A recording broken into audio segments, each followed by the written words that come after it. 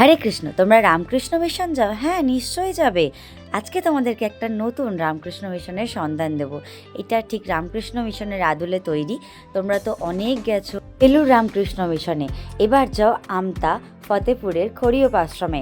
এটা হচ্ছে একেবারে রামকৃষ্ণ মিশনের আদলেই তৈরি, আর ভিতরে কিন্তু বিরাজ করছেন স্বয়ং শ্রী রামকৃষ্ণদেব ও সারদামা ও স্বামী বিবেকানন্দের আলেখ্য।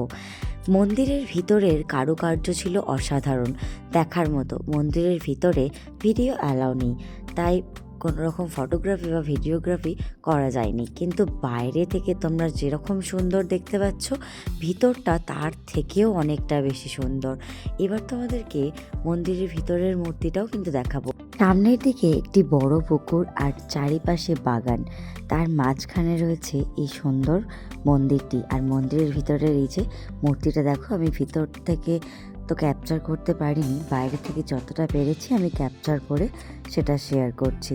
মূর্তিটা একেবারে গেটের সামনাসামনি, তাই বাইরে থেকেই কিন্তু শ্রী রামকৃষ্ণদেবের মূর্তিটা আমরা দেখতে পাচ্ছি।